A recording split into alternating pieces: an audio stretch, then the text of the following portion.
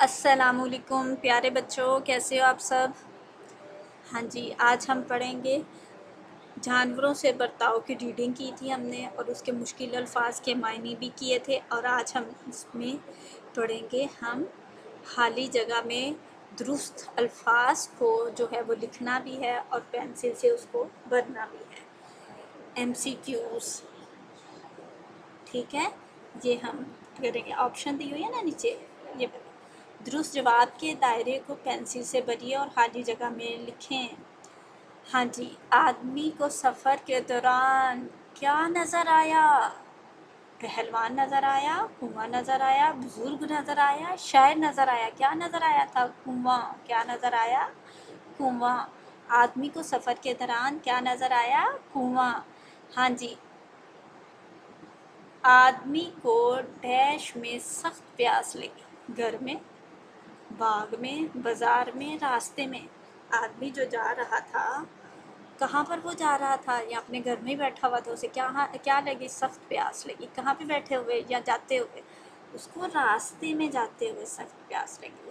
آدمی کو راستے میں جاتے ہوئے سخت پیاس لگی۔ آدمی ڈیش میں پانی بھر کر لایا اور کتے کو پلایا۔ آدمی ڈیش میں پانی بھر کر لایا اور کتے کو پلایا۔ پیالی میں، ٹوپی میں، موزے میں، کٹورے میں۔ ہاں جی، آدمی کس میں پانی بھر کر لایا تھا؟ موزے میں۔ کس میں پانی بھر کر لایا تھا؟ موزے میں۔ آدمی جو ہے وہ موزے میں پانی بھر کر لایا اور کتے کو پلایا، اور کتے نے اپنی پیاس جو ہے اس پانی کو پی کر بجائی، اور اس نے بھی اللہ کا شکر ادا کیا، اور آدمی نے بھی اللہ تعالیٰ کا شکر ادا کیا، اور وہ اپنے سفر کے لیے روانہ ہو گیا۔ جانوروں کے ساتھ اچھا سلوک کرنے پر بھی ہمیں ڈیش ملے گا، تمغہ، ثواب، سزا، گناہ۔ کیا ملے گا؟ ثواب ملے گا۔ کیا ملے گا؟ ثواب۔ جانوروں کے ساتھ اچھا سلوک کرنے پر بھی ہمیں اس کا اجر ملے گا، ہم اس کا تحفہ ملے گا اللہ کی طرف سے۔ نیک کام کرنے کا جو اجر ملتا ہے اس کو ثواب کہتے ہیں۔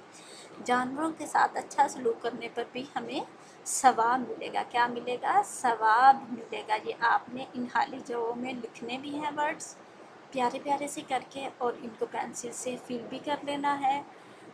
اور مجھے امید ہے کہ آپ نے پہلے جو 3 ٹاپکس ہیں وہ بھی اچھی طرح سے کر لیے ہوں گے، اور یہ ہمارا جو ہے وہ چوتھا ٹاپک شروع ہے، حمد، نعت اور حضرت نوح علیہ السلام کی کہانی ہم پڑھ چکے ہیں، اور یہ ہمارا چوتھا ٹاپک ہے جانوروں سے برتاؤ، اور اس کے ہم نے MCQs پڑھ لیے ہیں۔